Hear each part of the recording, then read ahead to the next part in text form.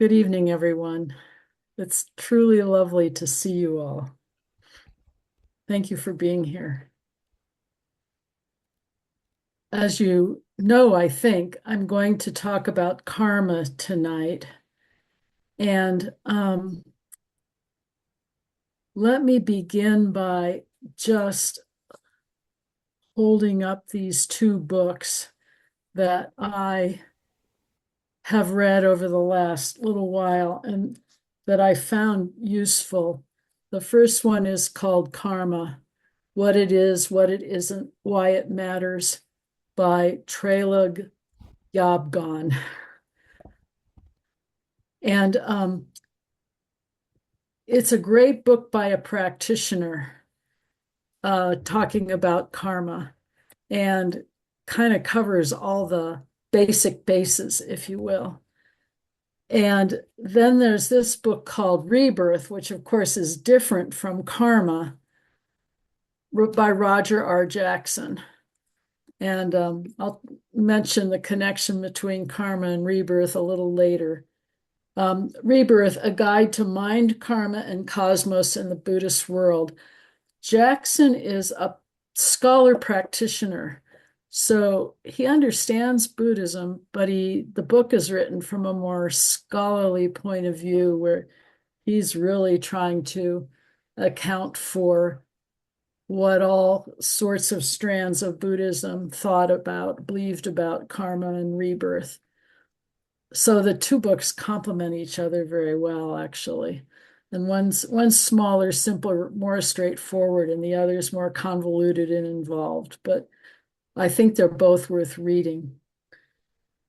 In any case, I guess I would begin by saying that uh, in this talk, I'm going to begin at the beginning and I'm going to assume very little, like pretend you know nothing about karma.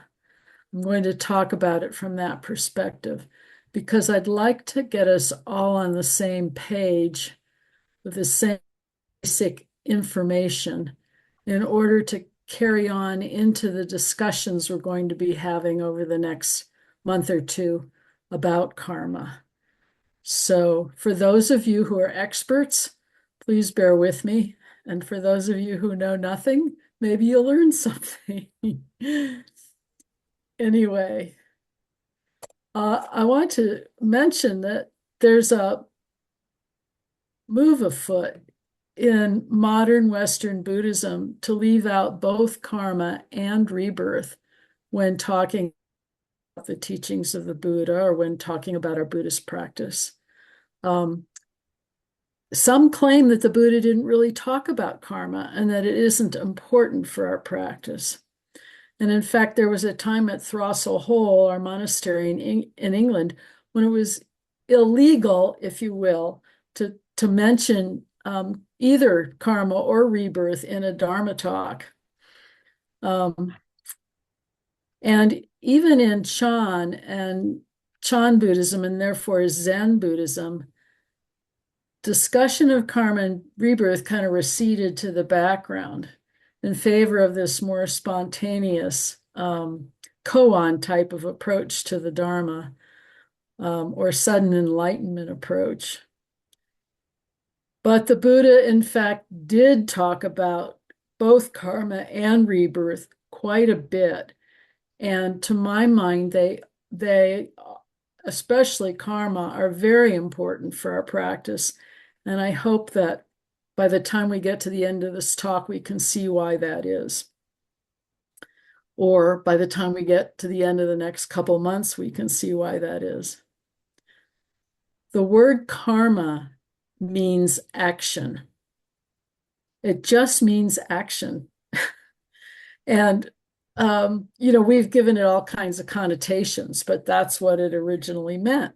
And we usually use the word to mean the consequences of our actions. But the word vipaka is the word in Sanskrit and Pali that means consequence.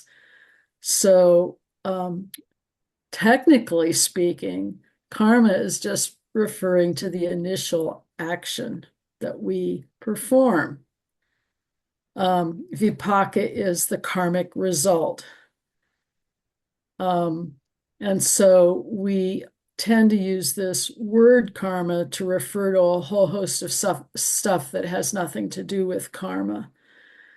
So I'm hoping we can put some of that down, because karma actually has to do with action in the moral or ethical realm.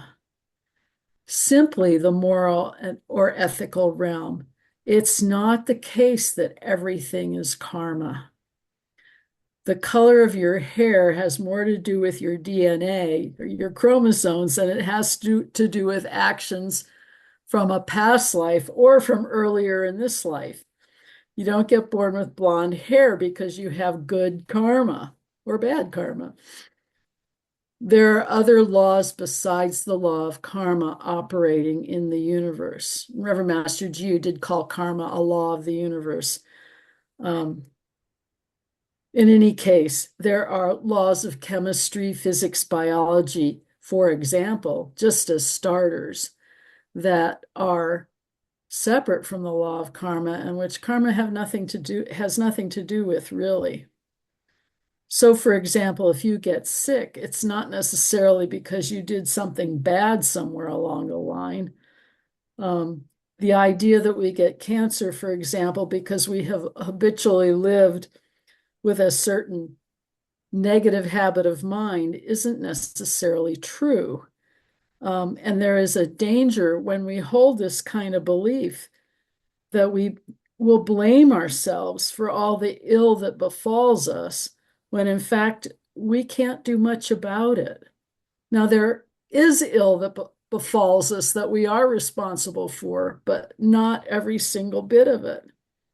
Maybe we got cancer because we were exposed to toxins in our environment over a long period of time during our childhood.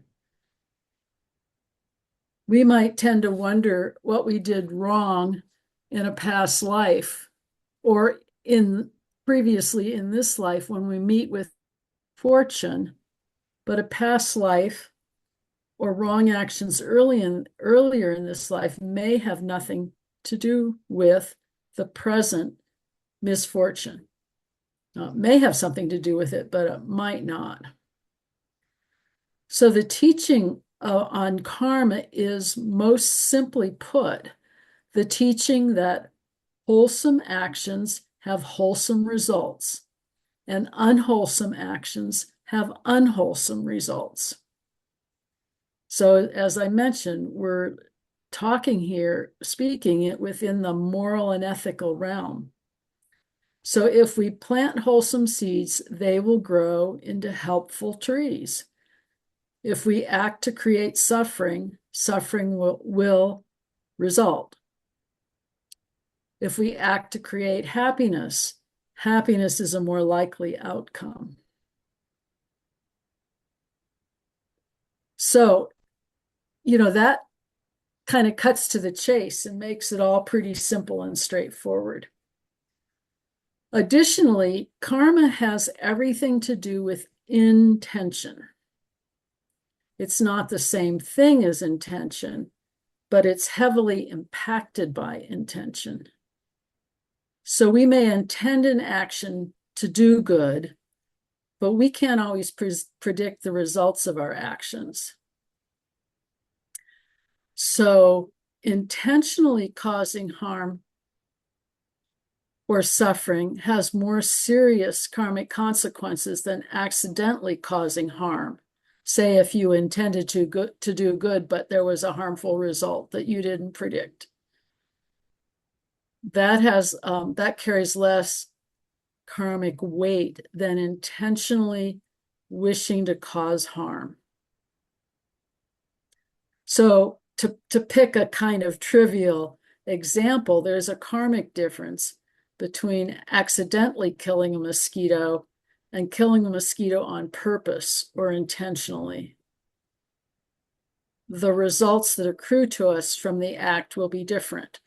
There might not be any consequences from killing a mosquito by accident, and there may be light karmic results from doing it on purpose, and heavier karmic results from doing it on purpose with anger.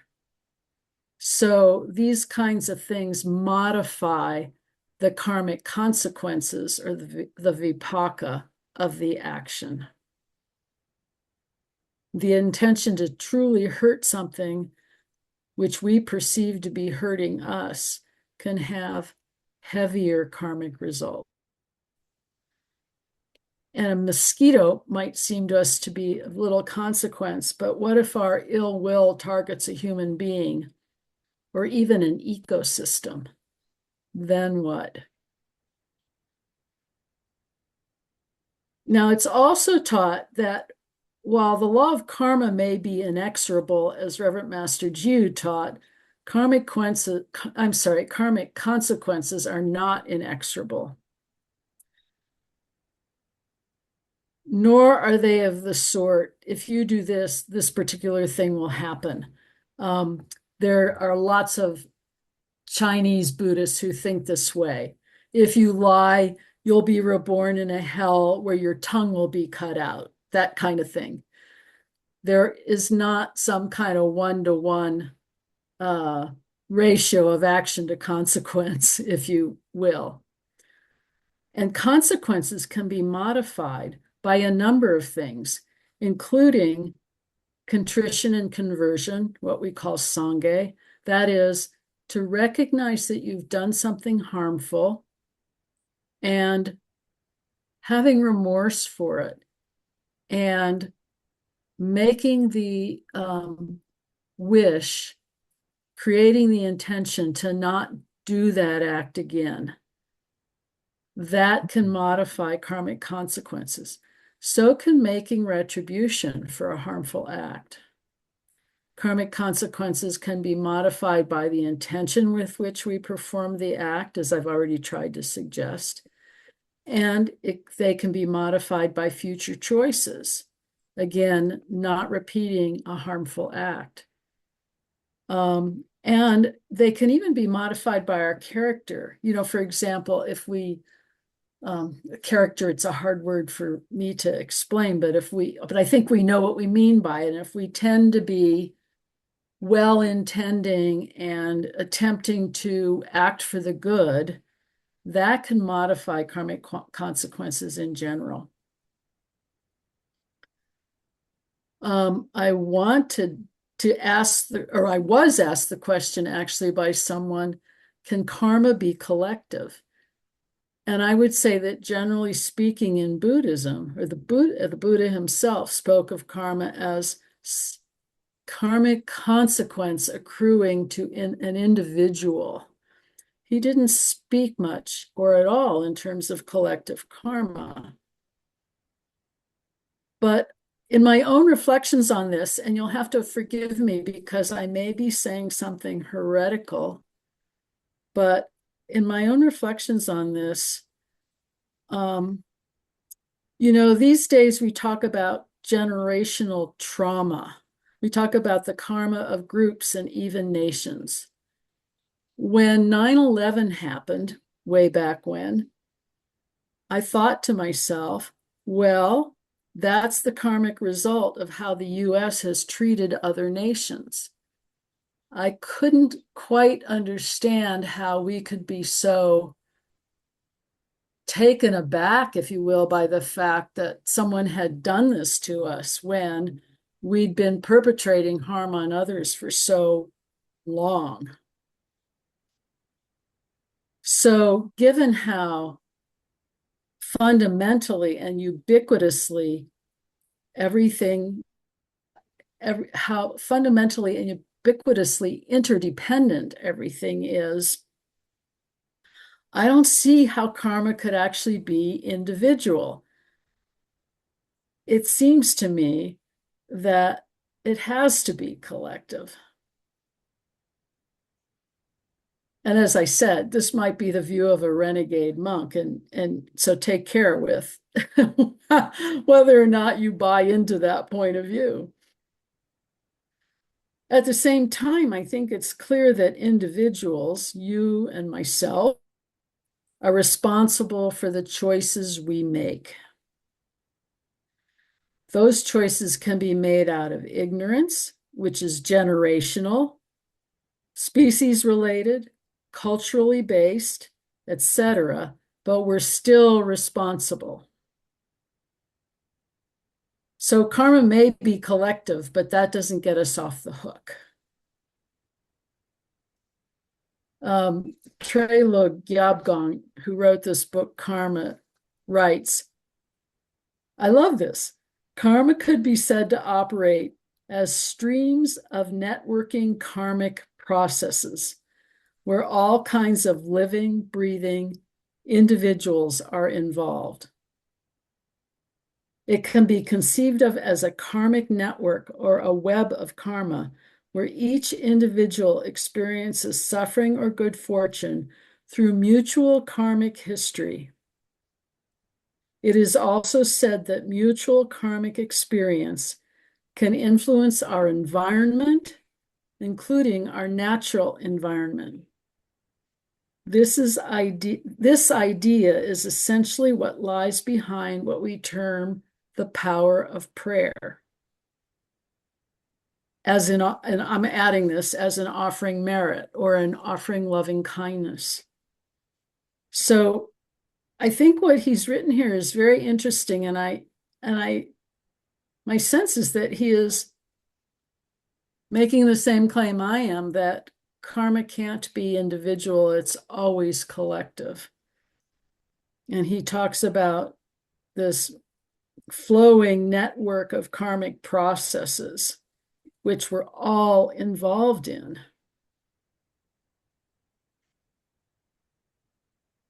And that we share mutual karmic history.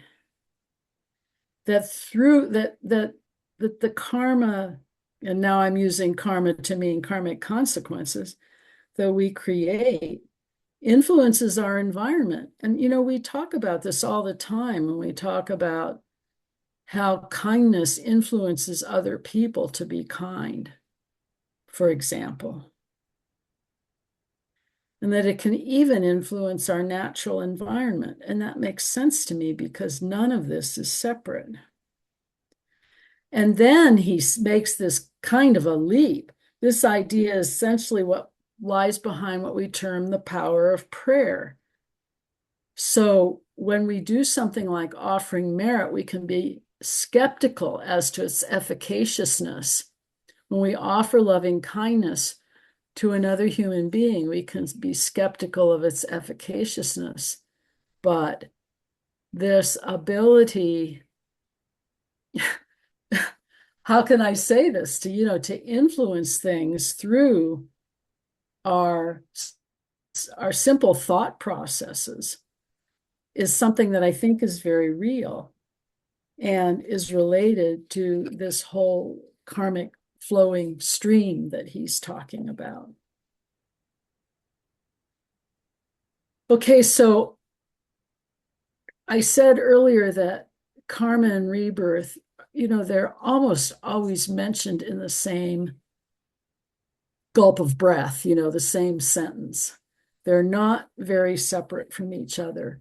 And I think it might be easy for us to accept the teachings on karma, that wholesome actions produce wholesome results. In some ways seems like a no-brainer, at least to me, though Westerners may resist the whole teaching on karma. And that may be partly because it's harder for Westerners to swallow teachings on rebirth.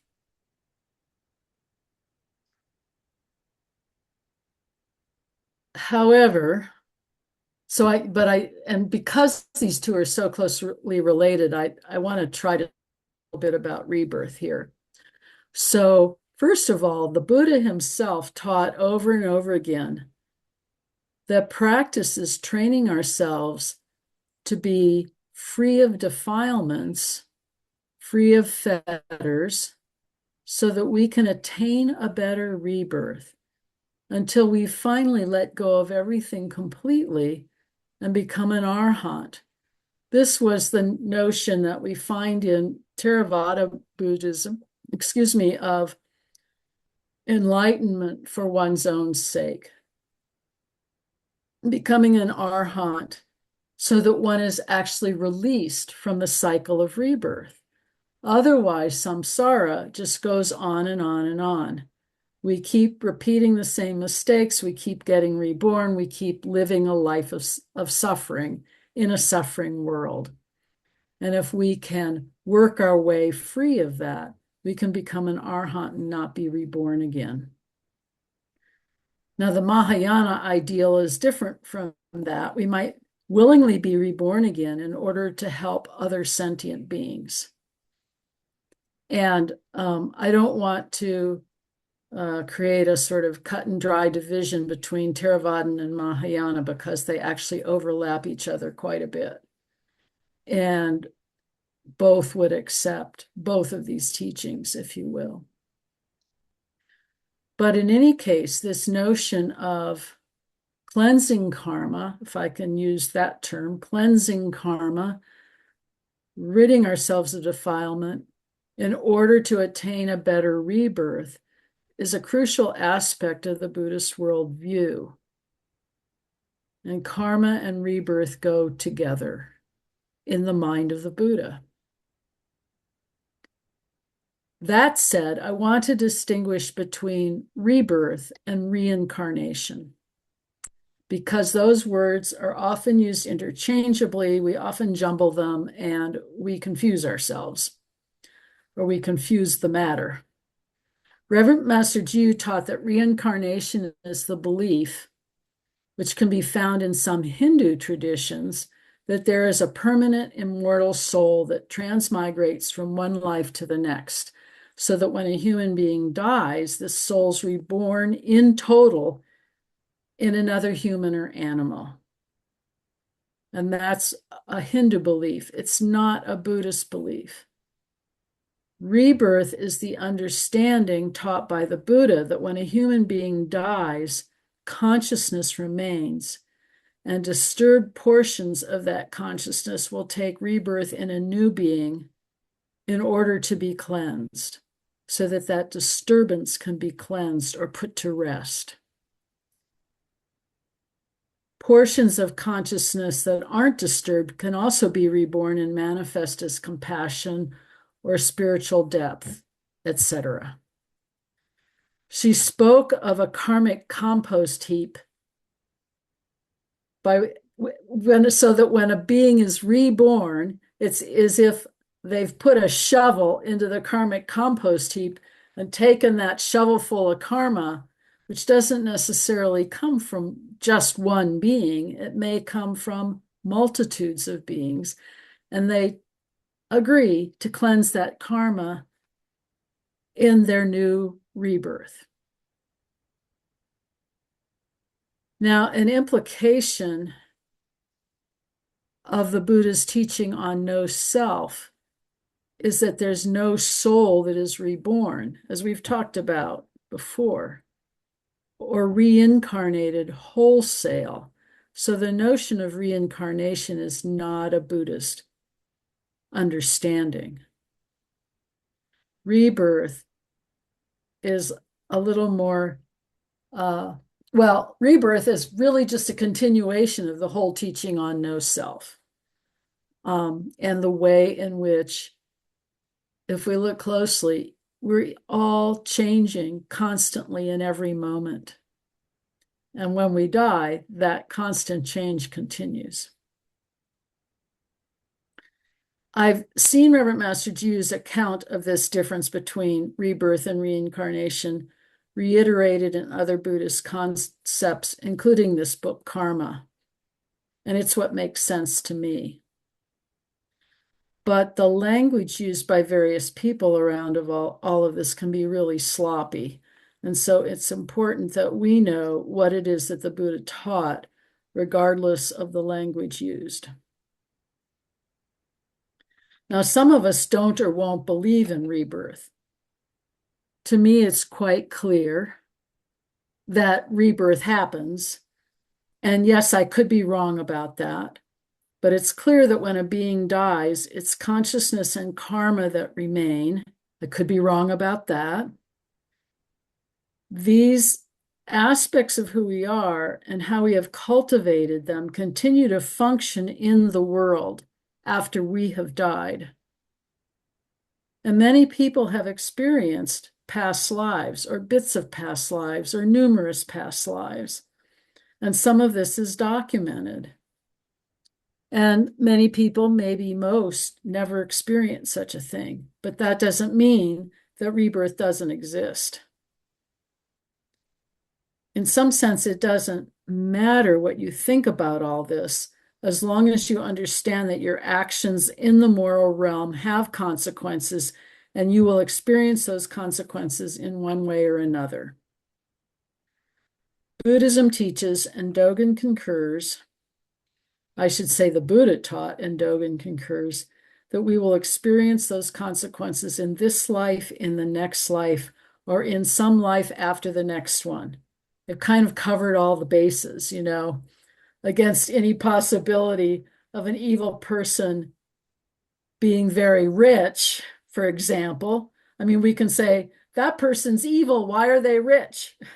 They'll get the karmic consequences in another life. Or maybe they're getting karmic consequences now, but they're still rich. It's all complicated. I wanted to also mention, if I may, something about the tulku system. I have a hard time saying that word. This is something that pertains to Tibetan Buddhism in particular. And the Dalai Lama is one of the best known examples of this. A tulku is someone who can project their whole self into a human being in their next life and be reborn. So we have now in this current time, the 14th Dalai Lama, who is a rebirth of the 13th Dalai Lama in total, if you will. And it's said that the Dalai Lama was found as a small boy because he could recognize ritual implements that belonged to the 13th Dalai Lama. And, just like a little toddler, he'd grab these things and he'd say, mine, this is mine, you can't have it, which I find kind of amusing. Anyway,